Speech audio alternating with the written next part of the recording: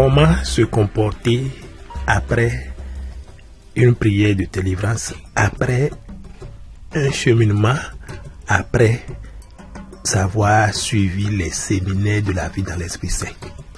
Sous d'autres cieux, on parle du baptême de feu ou encore le baptême dans l'Esprit. Alors, nous devons savoir que quand nous faisons les séminaires de la vie dans l'Esprit Saint ou encore le cheminement ou le baptême dans le Saint-Esprit, nous sommes des nouveaux convertis. En tant que nouveaux convertis, nous avons des attitudes à adopter. Alors, ce tuto ou cet échange est spécialement conçu pour ceux qui ont fait les séminaires de la vie dans l'Esprit Saint et qui sont appelés peut-être de nouveaux convertis, de nouvelles fusées. Ce tuto a été fait pour vous afin que vous puissiez le suivre.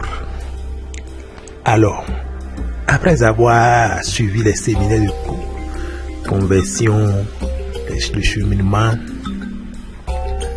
on s'est libéré de tout, on a brûlé tous les objets occultes et autres. Il ne faut pas croiser les bras. Nous devons savoir ceci, que le royaume des cieux souffle violence. Et c'est les violents qui s'en accaparent. Donc le thème de notre exhortation, c'est les violents s'en accaparent.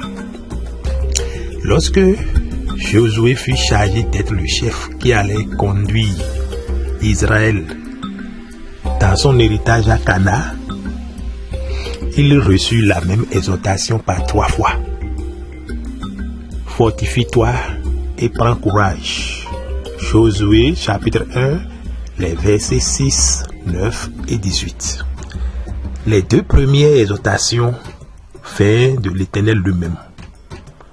Et la 3e exhortation vient de ses frères israélites. Après la 3e exhortation, Josué a sûrement dû comprendre une chose. Il ne serait pas facile d'entrer dans le pays promis. Il en est de même pour les chrétiens qui aujourd'hui se décident à s'approprier les bénédictions promises de la nouvelle alliance. Dieu nous assure qu'il sera avec nous et qu'il accomplira toutes ses promesses envers nous. Du même coup, il nous avertit que nous serons confrontés. Nous serons confrontés à diverses formes d'opposition qui mettront notre foi et notre consécration à l'épreuve. Alors, dans Matthieu chapitre 11, verset 12, Jésus parle de la dispensation de l'évangile qu'il est venu commencer. Alors, depuis le temps de Jean-Baptiste jusqu'à présent, le royaume des cieux est forcé et ce sont les violents qui s'en accaparent. Dans Luc chapitre 16, verset 16, il met le même point en évidence. La loi et les prophètes ont subsisté jusqu'à Jean. Depuis lors, le royaume de Dieu est annoncé et chacun use de violence pour y entrer. Nous devons savoir que il est clair que la promesse du royaume n'est pas pour ceux qui se complaisent simplement dans des rêves évasifs ou dans des discours religieux. Il faut pour s'en emparer de la violence. C'est quoi la violence? C'est une attitude de volonté bien déterminée qui se hâte d'avancer sans tenir compte de toutes sortes de difficultés ni du découragement. Dans Actes chapitre 14 verset 22, Paul et Barnabas donnaient un avertissement similaire à un groupe de nouveaux convertis. Et il dit ceci: c'est pas beaucoup de tribulations qu'il nous faut entrer dans le royaume de Dieu. Toute route qui passe à côté des tribulations ne nous amènera pas dans le royaume. qu'on ne nous dise pas que quand vous allez finir de faire les séminaires de la vie dans l'Esprit Saint, tout ira bien pour vous. Vous n'aurez plus à rencontrer des difficultés. Si quelqu'un vous dit ça, il faut fuir la personne. Une fois que nous aurons accepté cela dans notre pensée, les difficultés ne nous décourageront plus. Il faut donc être tout le temps dans l'action de grâce, dans la louange, faire des proclamations et suivre les promesses de la Bible. Notre Dieu nous a fait beaucoup de promesses et il faut connaître ces promesses-là. Nous allons voir un peu plus loin la différence qu'il y a entre la proclamation, l'action de grâce, la louange et la promesse. D'abord, la promesse. Il faut savoir que la plupart des promesses de la Bible sont conditionnelles. Dieu dit, en effet, si tu fais ceci, je ferai cela. C'est souvent dans les livres de Deutéronome que nous voyons souvent. On va donner les exemples tout à l'heure. Si tu fais ceci, je ferai cela. Ce sont les promesses là. Et les promesses sont pour la plupart au conditionnel. Dans Deutéronome 28, verset 1 jusqu'au verset 14, il est écrit, je ne vais pas tout lire.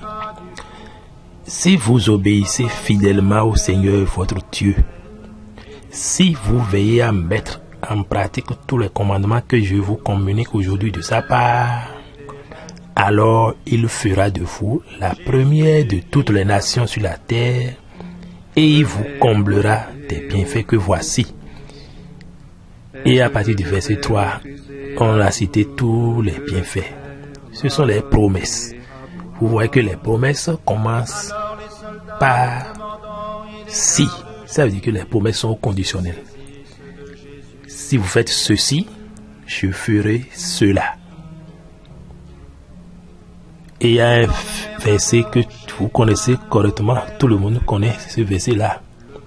Lorsque des ennemis vous attaquent, lorsque des ennemis vous attaqueront, le Seigneur vous donnera la victoire sur eux. S'ils arrivent par un seul chemin, ils s'enfuiront devant vous par 7 chemins différents.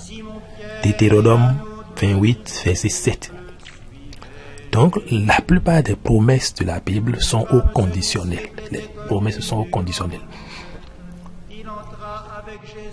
La promesse consiste à dire de notre bouche ce que Dieu a déjà dit dans sa parole.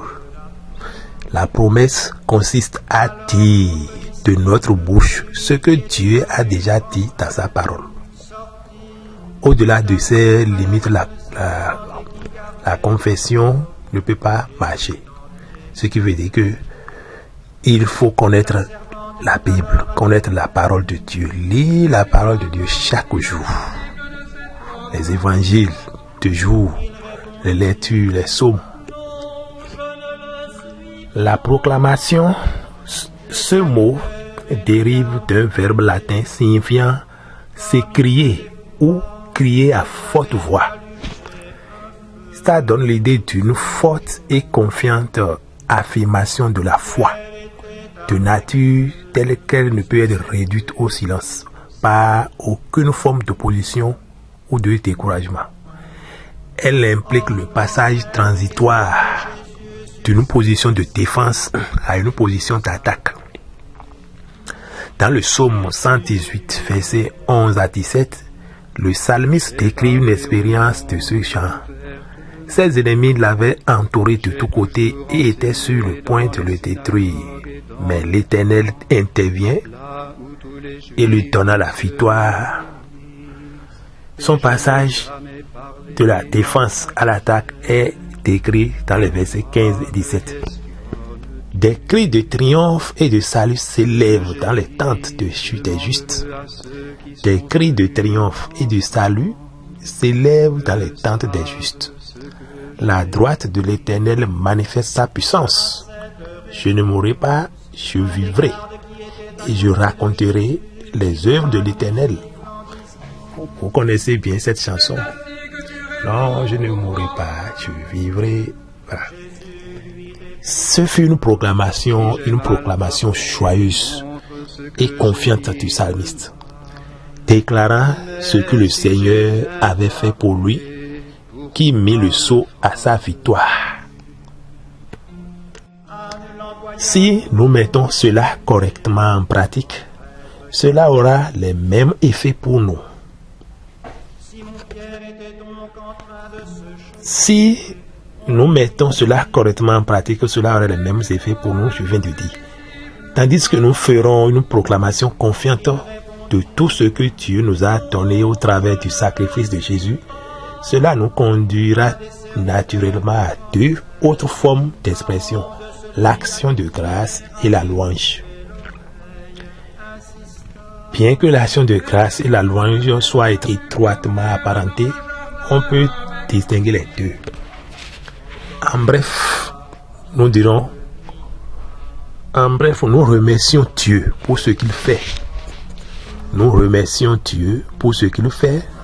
Nous le louons pour ce qu'il est. Vous avez bien compris.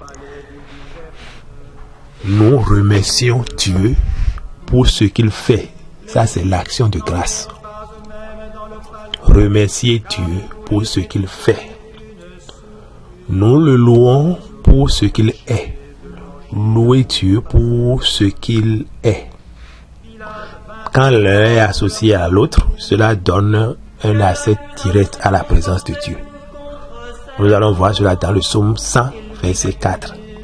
Entrez dans ses portes avec des actions de grâce, dans ses parvis avec des louanges. Soyez lui reconnaissants et bénissez son nom. En conclusion, nous dirons que l'action de grâce et la louange sont les deux moyens les plus immédiats par lesquels notre foi peut répondre à Dieu.